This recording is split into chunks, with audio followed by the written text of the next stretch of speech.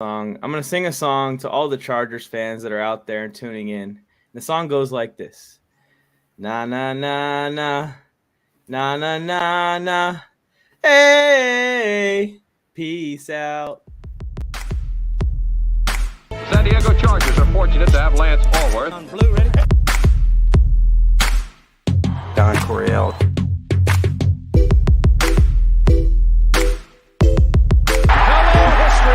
Touchdown, San Diego! Woo!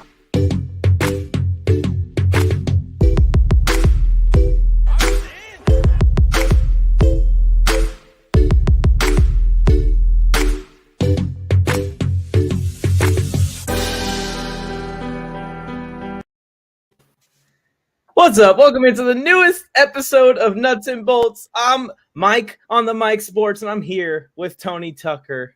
And we're celebrating a little bit today because finally someone got traded out of our damn division, and he's a pretty good player. Tony, how's it going today? Oh, it's great. I thought there was like some new, foot fungus or something. It was like the Chiefs have MVS. I was like, what is that? Is that a toenail? Oh, no, it's the Packers wide receiver. That's who they're replacing him with. So I couldn't be happier about that. I have mixed emotions, and we're going to get to that. As you can see, the topics are up here. If you're new to the Nuts and Bolts channel on YouTube, please subscribe. If you're watching over on the Warzone Sports Network, subscribe there and come on over for exclusive Chargers content. Nothing but Nuts and Bolts here with Mike. The Tyreek Hill trade out was like, it felt like the biggest move for so many reasons. One, because the Chiefs are polarizing, right? But like, it's Tyreek Hill, it's Patrick Mahomes, it's the darling Chiefs that everybody loves so much. Yeah, and how it happened, it seems like it's similar to what happened with Devontae coming to the division. Tyreek Hill wanted his money, and Tyreek Hill wanted to get in a better tax situation for his money. And kind of forced his way out of there, which is kind of crazy because it came out of nowhere to me. I know he tweeted something like a week before or something that was like thanking KC, but that was the same day that he was getting awarded with the key to the city and like some statue or something in his hometown. So I thought that it was related to that for sure. But then a week later, I wake up and I look at my phone and I jump out of bed. I did not need to check the time. I did not need an alarm clock that day because Tyreek Hill was being dealt. And at that time, it was either the Jets or the Dolphins. That would have been hilarious if he went to the Jets. I'd rather have gone to the Jets because even with Tyreek Hill, that Jets team isn't going to compete in the AFC. I think it was I don't think the Jets were ever really considered. They're more like when you're bidding, right? You're trying to get, if you're the Chiefs, you're trying to get somebody else involved so you can milk as much as you can out of the Dolphins. Okay, I need to tell you something. So Keenan Allen or Nick Wright put out his top receivers, and he had Keenan ranked at 14. And then I just got a notification that Fernando Ramirez, former Chargers beat writer, retweeted Keenan Allen's tweet, who added Nick Wright, said, "I love you too, brother. Sincerely from the 14th best wide receiver in the NFL." And he put a little so going after Nick Wright. No fear from Keenan. We know he's active on Twitter. But yeah, with Tyreek Hill, man, that's a crazy trade. Came out of nowhere. How does it impact the Chiefs' offense? I think it majorly impacts their offense. I think they're going to have to be a little bit more balanced now. Not completely 50-50, but we're going to see a lot more out of the running backs. I wouldn't be surprised if they brought in some more running backs because they do still have the solid O-line. And we're going to see a lot more underneath work. That was the biggest thing with trying to stop those guys. They could stretch you deep with Tyreek Hill, Mecole Hardman, and all those guys, and then hit Kelsey in one-on-one coverage with linebackers and bad slot corners, which we don't have anymore, but we used to have. Now they can't necessarily stretch the same way they used to stretch, and you're going to see a lot of down-low stuff, the Juju and Travis Kelsey. And like you've been saying, Tony, and you caught on to this before anyone else that I talked to about sports, Patrick Mahomes, very impatient. He's going to have to be the most patient ever in his career so far. So that's going to great lead into where I'm about to go with this, because although I'm happy that Tyreek Hill is gone, it does take away a weapon. I just want to put this out there, and people are going to be like, this dude's just trying to make a hot take. I actually think this makes Patrick Mahomes a better quarterback, because Patrick, listen and hear me out on this. Patrick Mahomes came in one of the most realistic scenarios ever. He gets drafted to the Kansas City Chiefs. They have Hill, they have Kelsey, they have Andy Reid in the building, right? Mm-hmm. So you can't really evaluate him. He gets to sit behind a consummate pro in Alex Smith for 1 year, and then comes off the bench in year 2 to throw 50 touchdowns and win an MVP and go crazy. And I think that just with any great fighter, if you just have knockout power, the first time you fight somebody with good defense and your knockout power isn't landing, you lose your fight. We've seen it with so many heavyweights. Now with Patrick Mahomes, his knockout punch, people started going over the top and not allowing him to have that thing. And he became so reliant on this thing. Now, if Patrick Mahomes is the guy that everybody tells me he is, right? He should be able to go to work this offseason and learn how to play within the system. Because if you look at it, they did no time developing anybody else. Mecole Hardman's been there for 3 years. He's not as fast as Tyreek, but he should at least be on their radar. They went and signed another fast guy from Green Bay who has trouble staying on the field with health. This is my last point as to why I don't love the trade that much. Is one, the Chiefs got a haul. They have so many options with all of these picks that they're going to have, which allows them to reload with good, young, cheap talent. I don't want that. I want old Cheetah, because what happens to fast receivers, Mike? Their hammies start going. Their quads start popping. And he's dangerously close. And now you have Travis Kelce, who's leveling off. I'm not going to say that Kelsey's on the backside, but he's definitely leveled off. And people are like, oh, this is great for the Chargers. Check the tape. We should have smoked them both times. We were going to dominate them this year with JC in the pass rush. I wasn't worried about the Chiefs at all. To be honest with you, I'm not worried about anybody. We're going to roll everybody. And now this just takes away a little thunder when we put foots inside the Chiefs this year. They're going to be, oh, we didn't have Tyreek. Wouldn't have mattered. Wouldn't have mattered. Take this size 15. Pop! Right in your backside. I'm done. Well, if it makes you feel any better, Tony, that was a great take, by the way. If it makes you feel any better, Tony, I know you want to stick it to him and slam on him with full strength.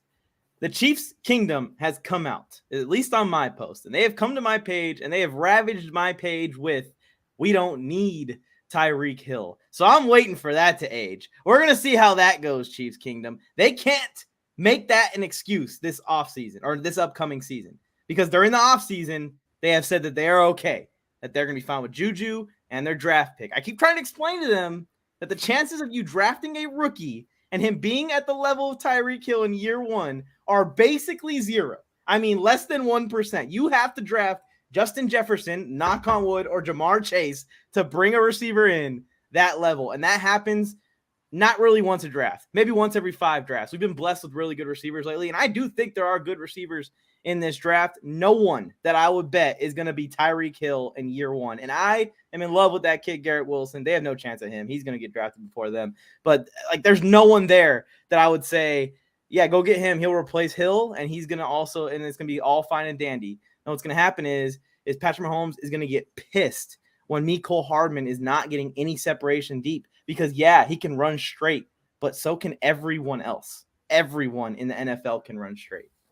I'm excited for the deal, because I think that this is going to lead to them having to really adjust what they do as a team, and what they've been doing has been pretty damn hard to stop.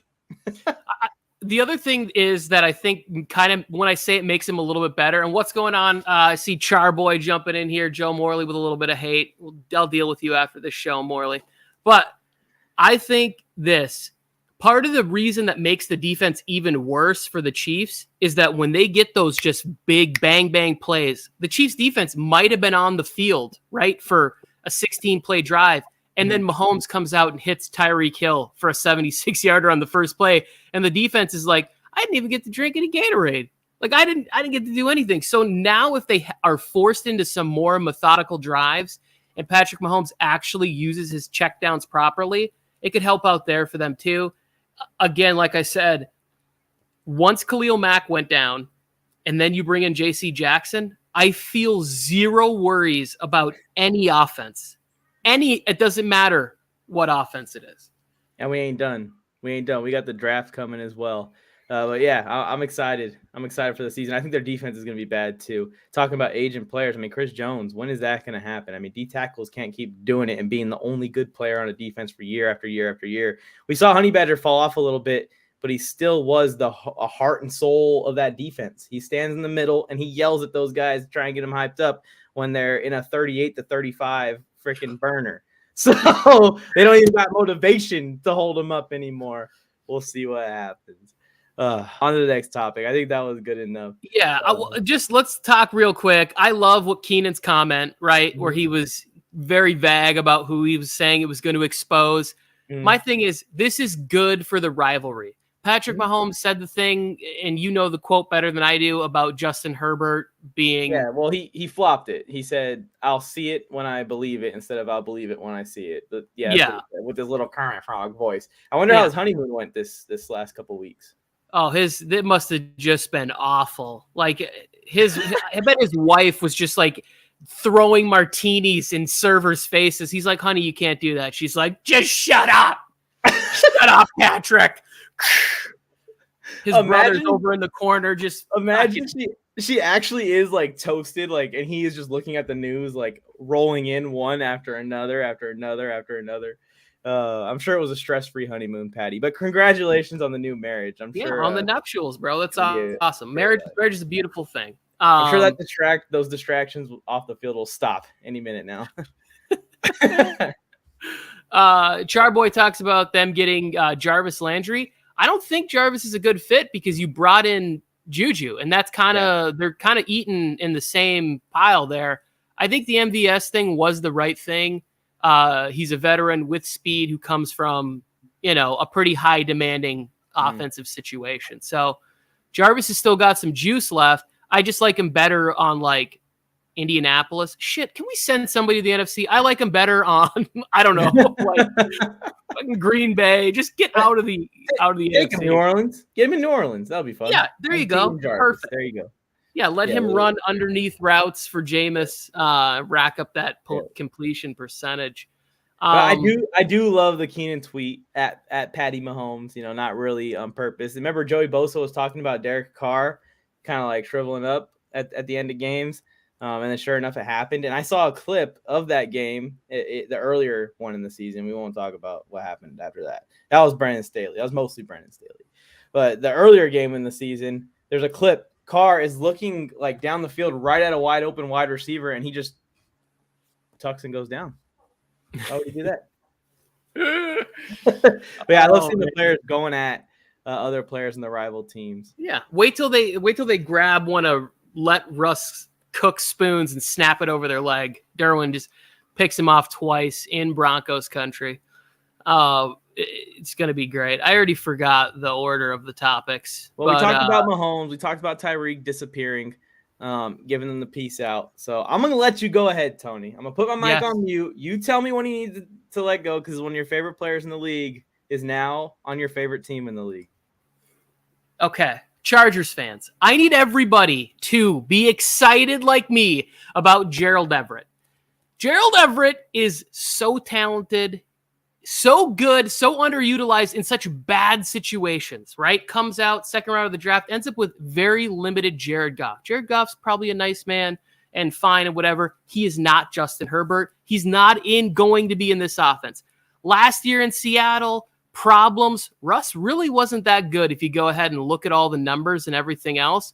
But when he was there, lots of catch efficiency. My favorite thing about Gerald Everett is the different ways you can use him and the ability to break tackles. The dude broke like 12 tackles or whatever last year, and that's on 45 catches. So like on 25% of the balls this guy catches, he's breaking tackles, getting extra yards.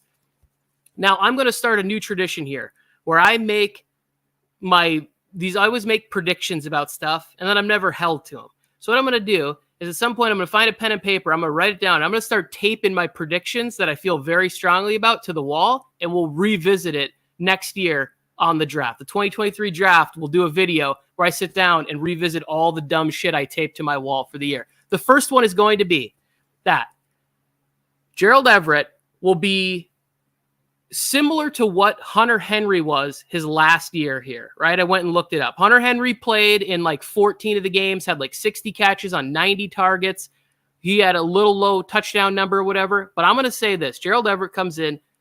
Tell me if you feel good about this. 65 catches, 750 yards. And I'm a little not feeling good about this one, but I'm going with 8 touchdowns. Now, here's the problem that I feel bad about the 8 touchdowns. Donald Parham's back, right? Like, he's a red zone weapon. So the touchdown, I might be a little bit off, but I feel great about the receptions. I feel great about what he's going to do for the offense. I love this move. And McKitty's big. He's going to get out there. He's going to have to block and get dirty or whatever, but it's not quite his time. Gerald Everett's going to thrive here. It's going to be great. I almost was going to go Pro Bowl, but then I thought about all the tight ends in the AFC, and I was like, people are going to have to get hurt for that to happen. Yeah, I don't think Pro Bowl is happening. How many catches did you say? 65 catches, 750 yards with 8 touchdowns. So we got a 6, 7, 8 stat line. I'll root for it with you, Tony. I'll root for it. I like the signing, and when they signed him, I immediately thought of you. I was like, Tony is really going to love this one because I remember how high you were on him going to Seattle last year. It just doesn't work with tight ends in Seattle. You can see that he has more juice than Jared Cook. You can see that he's a better tight end than Will Dissly. It's just tight ends don't really do well in Seattle. They don't do well with Russell Wilson, which is why it made sense for Denver to send Noah Fant to Seattle. So I think that he definitely is going to bring more to the offense than Jared Cook, but I do see him playing Jared Cook's role. I think he's going to be that middle of the field guy. He's going to come in on definite passing downs for sure. On run downs, I'm not sure. How is he as a run blocker? Have you studied him well as a run blocker? It's not a good strength for him. That's why I think McKitty is going to be out there. The problem is, I didn't know this, but did you know we don't have Steven Anderson under contract? I didn't know this. He'll be back. They'll add him. I hope they do. I really like him. I like him too because he can play fullback. I don't think we have a tight end that can play both. McKitty could, I think, but he just hasn't yet.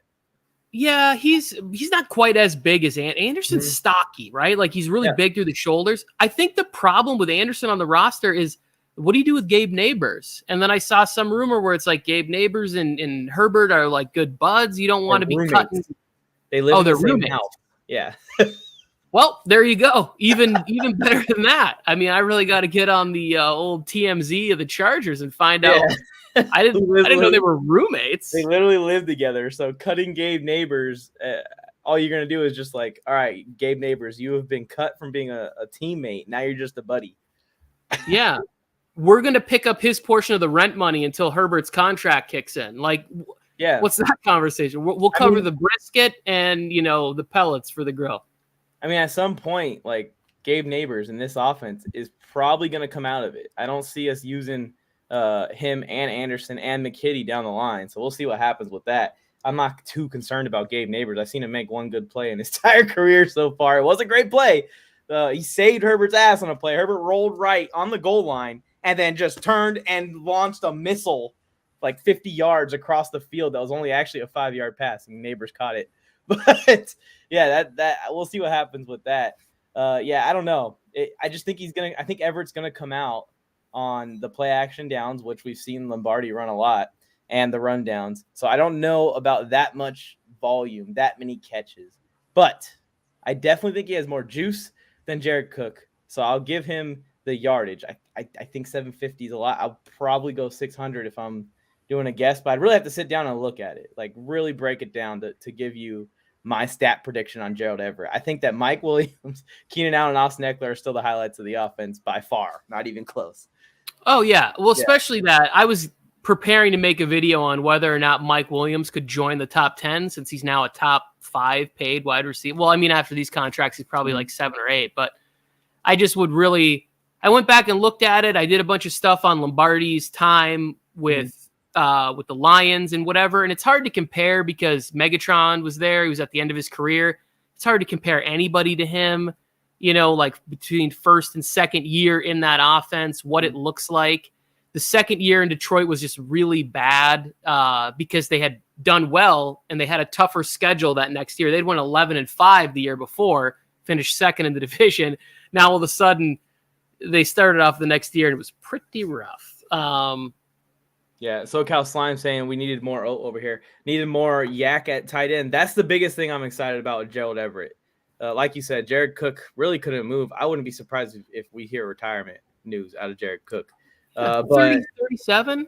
yeah, and Gerald Everett can take screens, like sincerely take screens. So we don't got to throw screens to Donald Parham or Steven Anderson anymore. We have our tight end receiving one to take screens. So I am excited for all that stuff, and that's why I think that if he has a career year, he can come close to your numbers, Tony. To your wall. Think.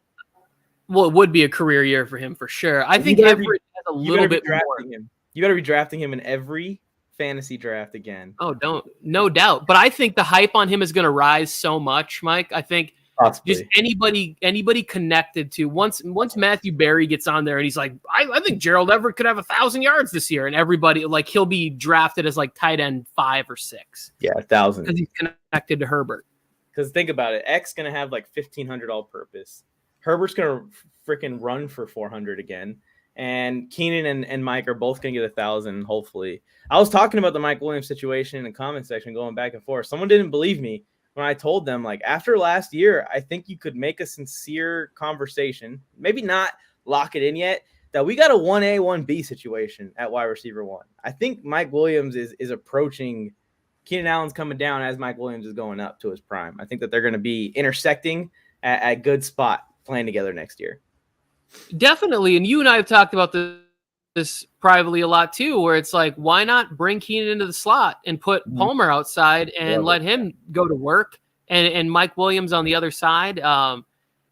Yeah. And I know as we get closer to draft, there's some guys that I've been doing research on, like 3rd round, 4th round wide receivers that can fly, that I think would not only be great additions for our, special teams, possible punt, kick return situations, but also like imagine stacking them up on the same side as Mike Williams. And then you give Mike Williams the option route to sort of break off or wherever, if he wants to flatten it out or, do a comeback, or like all of a sudden Mike becomes even that much more dangerous when you have to respect some 4.2 speed they found in the draft. Yeah. People sometimes forget Mike Williams' style, even though he's not this fast speed demon, is deep threat. This guy is a playmaker when you get that ball in the air. Like, really, really good. Maybe top jump ball player in the NFL, other than like the elite DeAndre Hopkins style players. Yeah, I don't think contested catches is like one of those things where his highlight reel will have that be the majority of that on there. Especially the Phillip Rivers years. Yeah. Where he was just, catching falling feathers out of the sky. Like those things were like, shh. Some of those catches are unbelievable. There's one against the Saints. It was Herbert's rookie year. It's just like, I cannot believe that he caught that. It's insane. Yep. Yeah. Over 2 or 3 people. All right. Next topic on here. We have draft trade talk. I know you kind of have a mock trade drawn up, Tony. I do. And I would like you, and I think I've already told it to you, but now I will share it with the people, and I think I'm going to cut this out and edit it and have some fun with it. But here it is. I've been trying to figure out how the Chargers can trade back, because I don't actually believe, in my philosophy personally, when you get a quarterback like Justin Herbert, you cannot take a wide receiver in the first round of a draft. You just can't, because it is on that quarterback to make receivers better, right? If you're drafting at 29, 28, and there's a guy that falls there, yeah, you can do it. But in the middle rounds like this, where they have such a glaring hole at right guard and tackle, and you could get a monster, yeah, it's not sexy, but going back-to-back tackles at that 17 is probably what they should be looking at. So I was like, how can they trade back so I can get all the stuff I want, and it can still be fun? We can get a fun player. Now, hear me out, because this is going to sound insane, but not that insane. The Lions, they pick at 2. They're going to take most likely Aiden Hutchinson. I've heard some talk of them taking Malik Willis at 2. I think that would be a great mistake. You cannot pass up on when you need a player for sure that can help change your organization. Now, all of a sudden, quarterbacks start falling a little bit. We're getting to 12, 13. Pickett's still there. Willis is still there. And for this plan to work out, we need Carolina and Atlanta to be really dumb. And we need them to not take quarterbacks at 6 and 9 or whatever. But we call Danny Campbell and the GM there, and we say, it's John Dorsey. He's from Cleveland. He does crazy shit. He drafted Baker Mayfield first. So you say, hey, Johnny, hey, Danny, how you guys doing? You chewing on patella tendons? Well, I got a trade offer for you. You guys can keep your third first-round pick that you got from the Rams. We would like to give you our 17th pick so you can come grab your quarterback. We'll take your second-round draft pick, and you throw in Penei Sewell. So we get our tackle at that position, right? 17th. They're getting a 17th pick for Penei Sewell, who was good his rookie season. Not great. We get to reunite Herbert and Sewell together out here. We get our right tackle and our left tackle from the same exact draft. 1 and 2 tackles from that draft. And then we go and get Kenneth Walker which is really their second round pick, is 34. It's like right there at the top of the next round. So we still get it. Now people be going, well, why would they do this? Because they can replace Penei Sewell.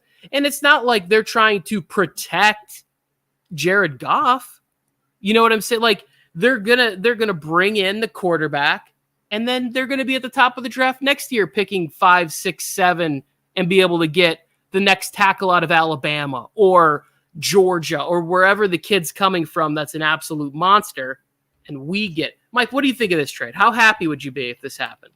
I think you need to pick up your phone, dial 1-800-TOM Telesco, and tell his ass, get Penei Sewell. I think that Dan Campbell and Dorsey would do it. I could see it. They are pretty crazy. You're right. I love the deal. I mean, that would basically solve everything. Like, our offense will be perfect. We have our backup running back, which we're going to talk about next, and we would have our right tackle, and the defense is loaded up as well. And this is the reason why they probably won't ever trade Penei Sewell.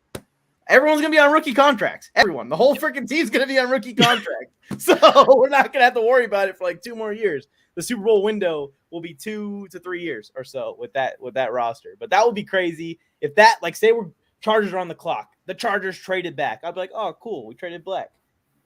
We traded back. And it's like, but they got Penei Sewell. What? Ah! Then we all celebrate. It's like when we got Kenneth Murray, except for I just didn't know what was going to happen.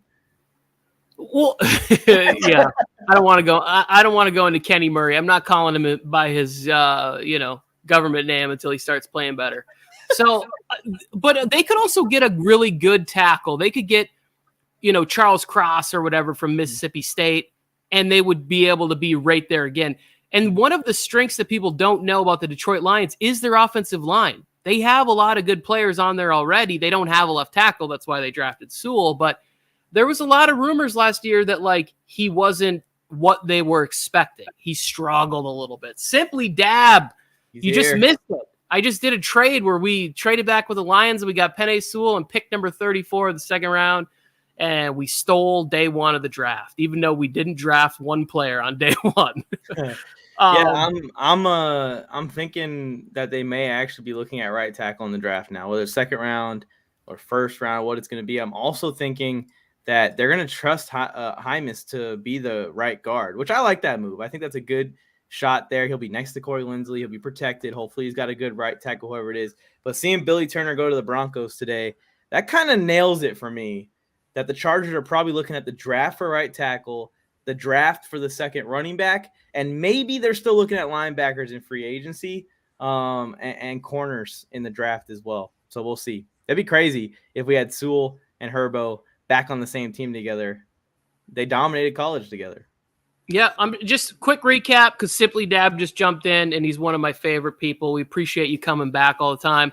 And Andres, the trade was we call the Lions and we move pick 17 for Penei Sewell and their second round pick, which is actually number 34 in the second round. So we wouldn't actually get a first pick this year, but we'd get Penei Sewell. The Lions would get 3 picks. They get Aiden Hutchinson. They get Malik Willis at 17, and then they go get a new left tackle at pick 32, which they had from the Rams.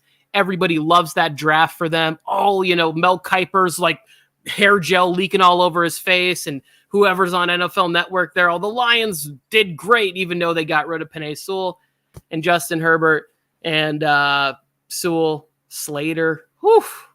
Oh, my goodness. That's 3 potential All-Pros, 3 probably definite Pro Bowlers on the line, and they're kind of dispersed throughout it. And I will rant and rave about Matt Filer until he fails me. That guy balled out last year, way above expectations. I saw somebody talking about moving Filer to tackle. I was like, why ruin a good thing? Really Leave good. him where he's at. He's doing really good at left guard. He played right tackle for the Steelers. That's probably where that idea comes from. But he played both. I think his position is guard, though. And he's built like a guard. He's kind of a faster, smaller, big dude, though. But yeah, I'm excited. I would do that deal. All I'd ask the Lions to do is throw in a few patella tendons, like you said. Yeah, we're trying to get some of that cartilage meat. All right. Final topic, Tony. Austin Ekeler's backup. I've just been dreaming about Donta Foreman ever since he signed. But who are you looking at? I like that Kenneth Walker choice. There's a couple other draft prospects I know you've been sending to me.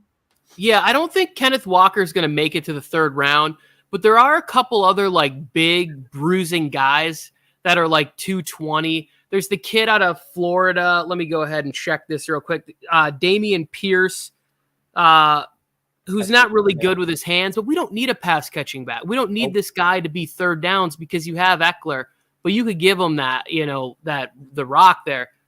And I love Kenneth Walker. I do. I'm a Sparty fan. The problem is that I think he goes early to mid second round, and we don't have a second round pick. And I don't think you trade up and give up any more stuff to go get him.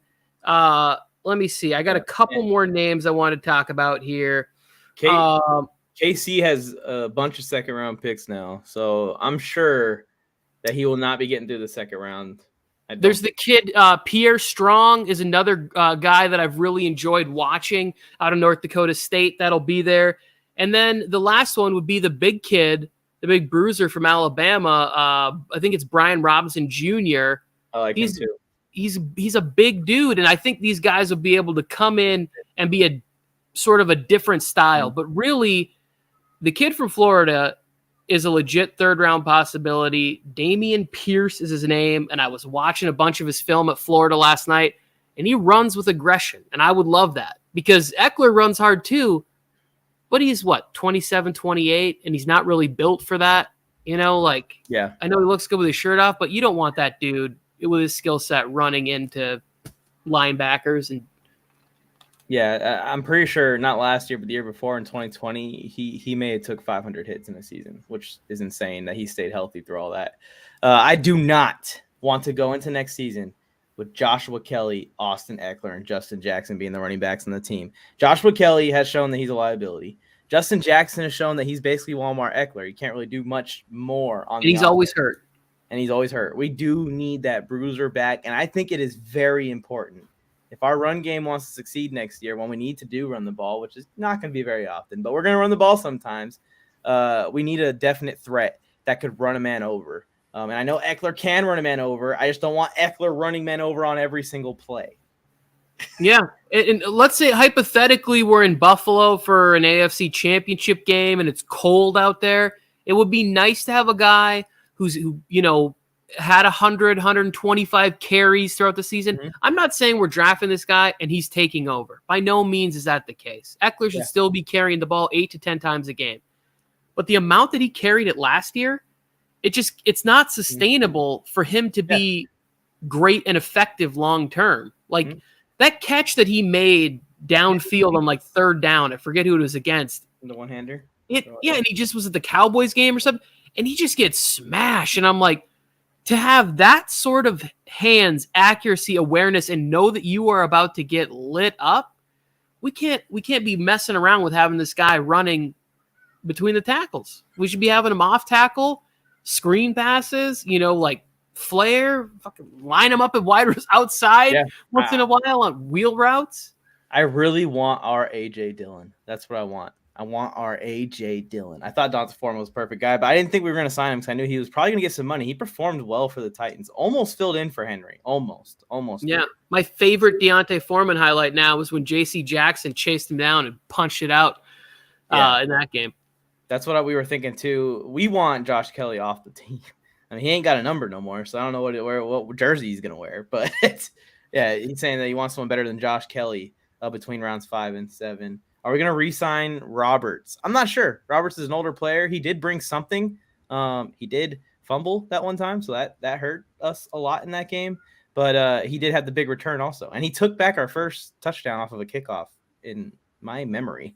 I would be okay with him coming back, but I'm also okay with drafting that speedy wide receiver that we need. And I feel like Josh Palmer can play that role, but maybe they could tandem it with Jalen Guyton also getting in the mix and that kid also being our returner. I don't want Jalen Guyton returning. That's for damn sure. Yeah, no, I think they definitely need to get a couple of these kids we'll talk about when we get more of the draft. You know, Tyquan Thornton is probably my favorite right now, 6'2", and everybody saw his 40 there. It's like just that kind of speed to the offense, even if you don't throw it to him. And we imagine Guyton was like one step ahead, and Herbert had to throw the most amazing ball we've ever seen against the New York Giants. The most amazing pass we've ever seen to get it in there. Tyquan Thornton would have been 7-8 strides ahead of that DB. Like he would have been nothing but just looking at his jersey, being like, what was that? Instead of the best throw I've ever seen in person being a throw from the 50 to the front of the end zone while being dragged down by a 250-pound man, it'll be a throw, which is our guy now. Austin Johnson was the guy tackling Herbert when he threw that pass. But anyways, he'll be throwing it to the back of the end zone from 50-yard line while being brought down by a 250-yard man. So just add an extra 10 yards on there. All right, one question I have before we sign off. I got to go, Tony. But here is my question. Kyle Hamilton's grades in these combines and pro days are coming out bad. If he slides and we're at 17 and that man is still on the board, do you bring him in and either move Derwin to free safety or let Kyle Hamilton play free safety, and you have some insane secondary? Or do you stick to the plan, draft the right tackle, stick to the plan, draft whatever the plan is to draft?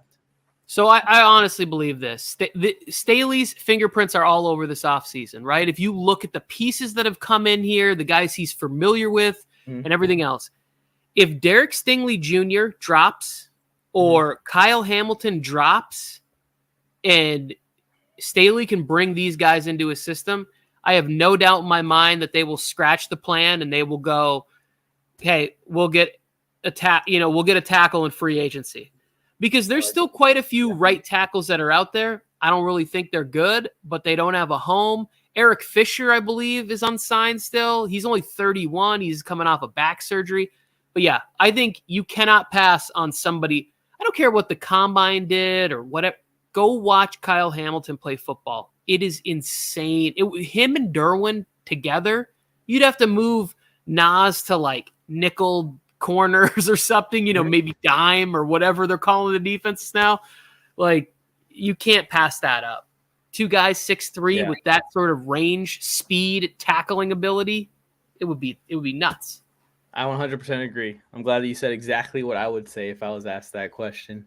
I think that if you look at what we have in the secondary right now, once we extend Derwin's secured for a couple of years, J.C. Jackson's secured for a couple of years, and then ASJ's in here in a rookie contract for a couple of years. And then if you draft like a Stingley, like you said, I didn't even think about Stingley possibly falling also, or Kyle Hamilton, rookie deal for a couple of years, the Chargers will have the best secondary in football for 3 seasons with a really good pass rush. And depending on longevity of Khalil Mack, maybe one of the better pass rushes in the league as well.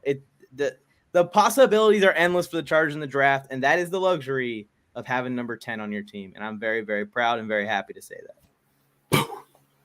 Yep. I know you got to go.